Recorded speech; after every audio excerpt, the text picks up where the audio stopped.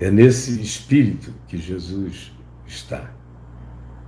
Todo ser humano, todos pecaram e todos carecem da glória de Deus, mas a humanidade continua a produzir mais espécimes normais, visando a sobrevivência da nossa espécie, do que entes com qualquer anomalia. E mesmo os seres do bem frequentemente têm que lidar com situações difíceis de nascença nas suas vidas ou nas vidas de outros, nas suas casas, e outros que são indivíduos perversos parecem só conseguirem produzir uma prole forte, porque a questão habita uma outra dimensão, um outro mistério, e que cada dia, pela engenharia genética, a gente chega mais próximo de ir entendendo a mecânica dessas funcionalidades. Chegará um dia que a gente vai compreender bem a genealogia dessa árvore da vida. E cada vez fica mais claro que, como os antigos pensavam e os supersticiosos pensam ainda hoje, nem ele pecou, nem os seus pais para que nascesse cego. Foram outras contingências que aconteceram. Mas a resposta de Jesus é que é extraordinária. Para Jesus havia um homem, para os discípulos o homem era uma questão. E vem a resposta de Jesus. Quem pecou? Nem ele, nem os seus pais, mas foi para que nele se manifestem as obras de Deus.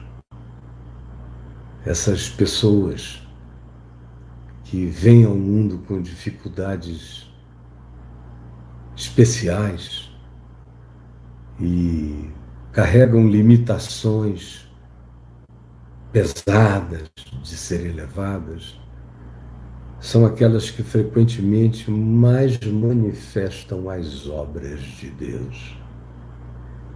É gente que sem olhos discerne pelos tons, de maneira intuitiva, a natureza do caráter de outros com muito mais facilidade.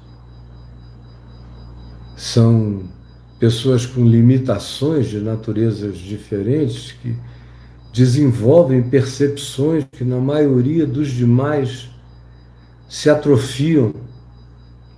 É a limitação que provoca a busca de luz, luz, de crescimento. É a fraqueza que nos introduz na graça e a graça na glória. É esse o princípio. Nem ele, nem seus pais, mas nessa condição vai crescer a glória de Deus nele.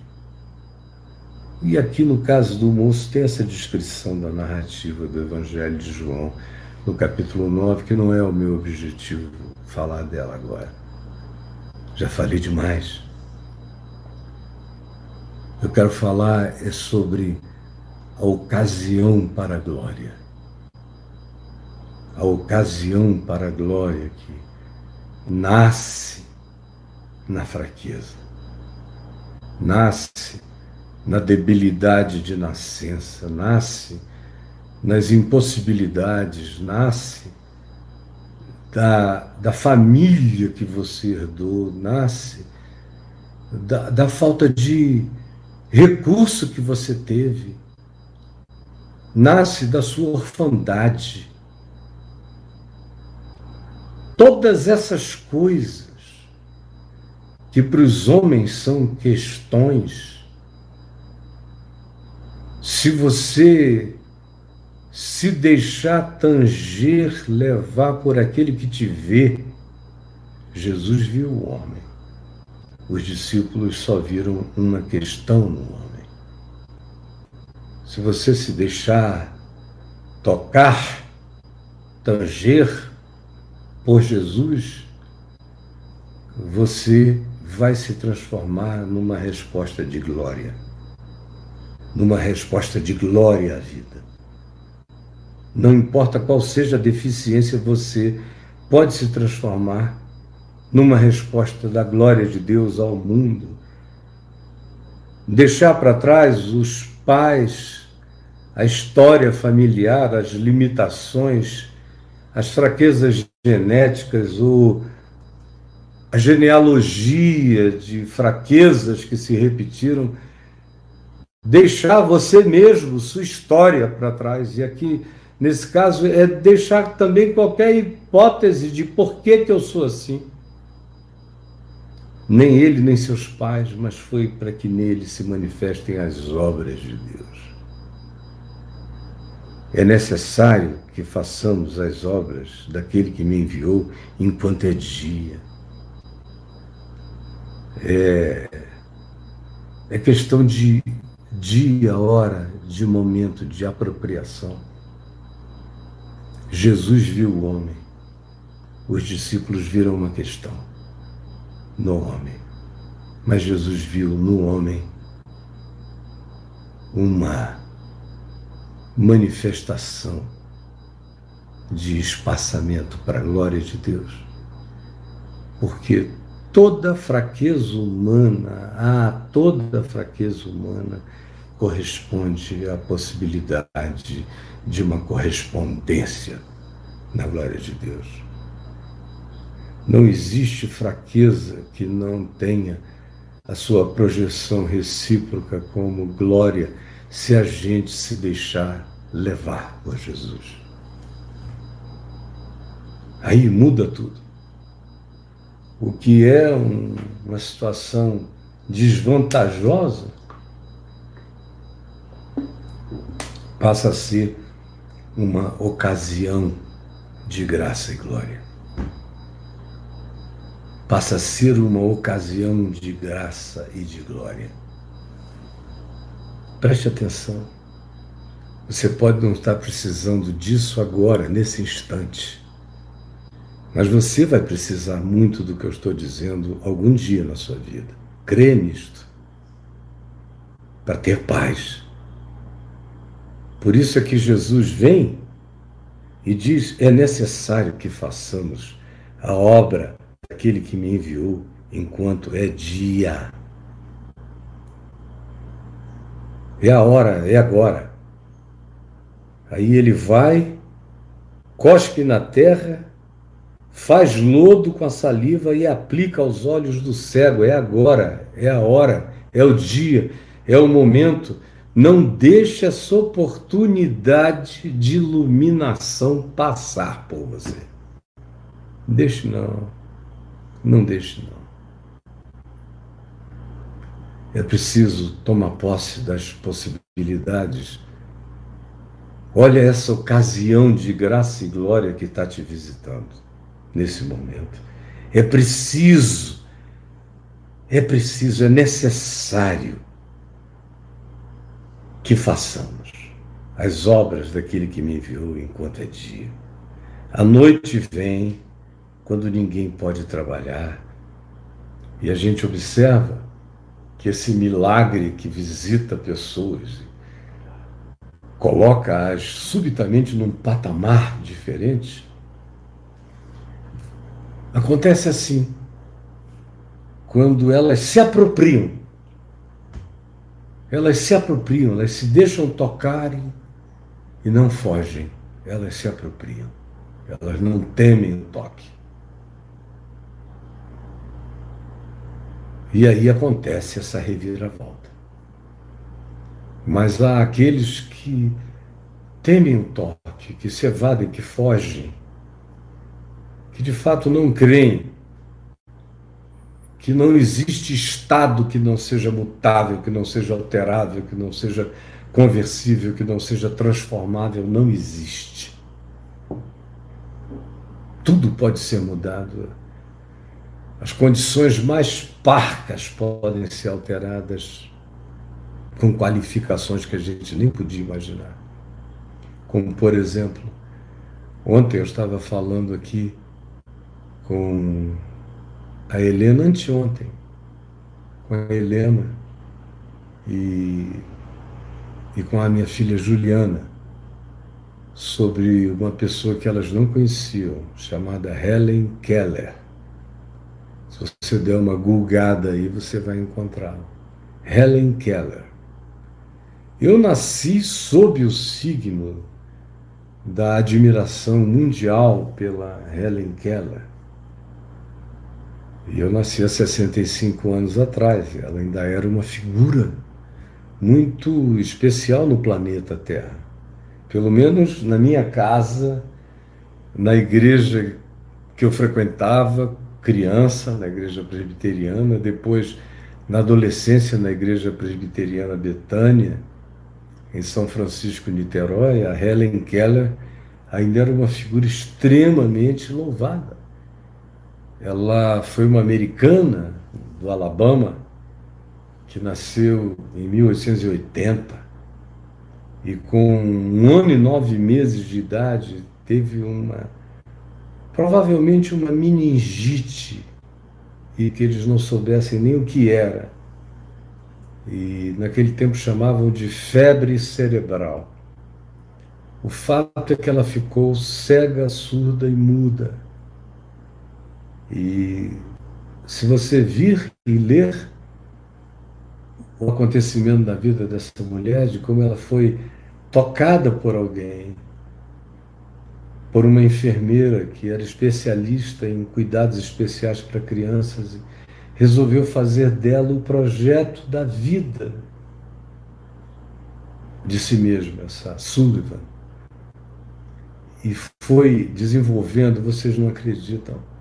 A menina aprendeu a ler, aprendeu braille, aprendeu língua de sinais, aprendeu a tocar, ficou desenvolta em música, ouvindo pela vibração do teclado na língua, numa corlinha amarrada na língua dela. Tom, tom, tom. Foi aprendendo e depois se tornou hábil no piano, compositora, poetisa, escritora, ativista social, respeitadíssima pelo mundo intelectual todo e pela sua força moral. Cega, surda e muda, mas foi para que nela se manifestassem as obras de Deus. Eu vejo e conheço algumas pessoas. Eu sou filho de um homem aleijado. Eu só fui perceber que ele era aleijado quando eu tinha 10 anos. Porque ele fazia tudo que os pais dos meus amigos, que tinham as 2 pernas e os 2 braços, não conseguiam fazer, e meu pai fazia. Ele era o homem mais ilimitado que eu já tinha conhecido. E morreu o homem mais ilimitado que eu já conheci. Ele ia de um extremo ao outro na escala das possibilidades humanas. Era um sujeito chocante. Chocante. De quem eu não sou digno de desatar as sandálias. De tão chocante que ele foi a vida inteira. Mas por quê? Para que nele se manifestassem as obras de Deus. E a gente tem que aproveitar a oportunidade, como você que está me vendo agora, cheio de autocomiseração. Pare com isso. Jesus chegou, meu querido. Os outros só viram em você até hoje um problema, uma questão. Quem sabe você só se enxergou até hoje como um problema e como uma questão. Mas eu gostaria de todo o coração que você se deixasse lambuzar pela saliva e pelo lodo dessa palavra de Jesus, que diz que existe em você justamente a ocasião para que se manifeste a graça e a glória de Deus, produzindo o impensável. Não existe ninguém que carregue uma ilimitação que não gere ainda assim espaçamento para a manifestação da graça e da glória de Deus. Quanto mais em você, que está aí me vendo, me ouvindo, nesse dia que se chama hoje, aproveite enquanto a ênfase de Jesus nesse momento do diálogo é todo no espaço, tempo, oportunidade, dia, noite, enquanto. Esse é o espírito da hora que é. Aproveita o momento. Enquanto estou no mundo, sou a luz do mundo. E aí vem o ato, dito isto, cuspiu na terra, tendo feito lodo com a saliva, aplicou aos olhos do cego. E aí inicia todo um processo, é ato, é aproveitar o espaçamento, esse vão de oportunidade. Agora, isso acontece para quem crê, não é? Se você não crê, meu filho, está perdendo tempo aqui. Eu só tenho a dizer alguma coisa que realmente produz resultados, não psicológicos, mas espiritualmente poderosos na vida daquele que crê. Naquele que crê. E se você não crê, é uma perda de tempo me ouvir. Eu sempre apenas direi que tudo isto que eu digo no Evangelho e no Espírito de Cristo é verdade, porque eu sei que é verdade que se opera na existência daquele que crê, e tão somente na vida daquele que crê. Aquele que não crê não cria ocasião na sua fraqueza para essa invasão de graça, de glória, de pujança, de superação, de algo que está para além de ser curado, como aconteceu com esse homem. Não só os olhos dele físicos se abriram, mas se você ler o capítulo 9 inteiro, você vê que ele teve a sua maior iluminação na mente, no espírito, na compreensão. Não foi no globo ocular, foi na mente, na percepção, no discernimento. O cara termina a narrativa vendo Deus em Cristo. Termina dizendo: eu vejo. Quem é? Quem é o Filho do Homem para que eu nele creia? Quando Jesus o encontrou depois, lá adiante, depois de uma história inteira, interessante, linda, Jesus o encontra sozinho e pergunta: tu crês no Filho do Homem? Para esse que, algum tempo atrás, algumas horas antes, fora apenas o cego de nascença. E uma questão filosófica para os homens. Crês no Filho do Homem? E ele perguntou: quem é para que eu nele creia? E Jesus lhe disse: sou eu mesmo que falo contigo. E o homem, se dobrando, se ajoelhando, se vergando, adorou a Jesus, dizendo: eu creio, Senhor. Eu creio, de todo o meu coração. Você veja a viagem que esse cara fez. Enquanto é dia, na hora, é dia, tem luz, ele está passando, aproveita. Olha aqui, olha agora essa palavra louca da graça de Deus. Creia nela, e não importa onde você acha que a existência colocou você, você pode ser tirado daí e se assentar com os príncipes do povo, como diz o Salmo, se você tiver essa fé que vai catapultar você. Se você não tiver medo do toque, da intervenção que está acontecendo, se você se dispuser a ela. Enquanto estou no mundo, eu sou a luz do mundo. Maravilha. Eu creio, Senhor.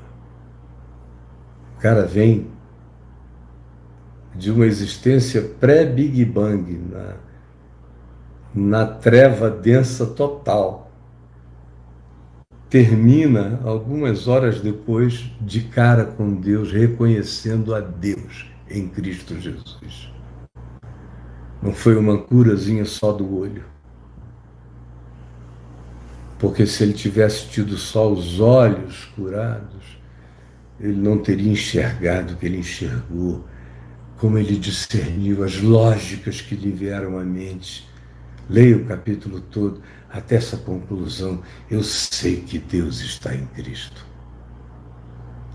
Quando você faz essa viagem poderosa, que tira você da escuridão total e projeta você na cara de Deus, e você se permite fazer a viagem crendo, você vai receber toda a luz, porque Ele está aqui, enquanto eu estou no mundo.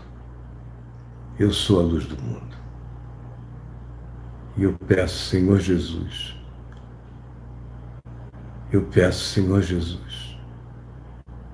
por todos os que estão aqui com a gente, todos. Eu não estou lendo o que eles estão dizendo,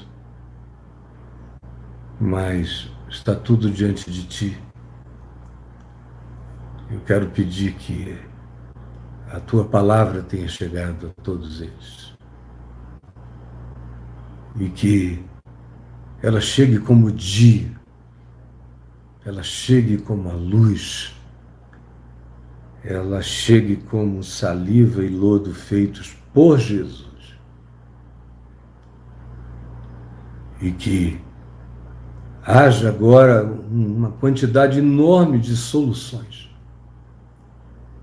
Uma montanha de questões sobre o não significado da vida, sobre angústia, dor, desnivelamento, desigualdade, incapacidade,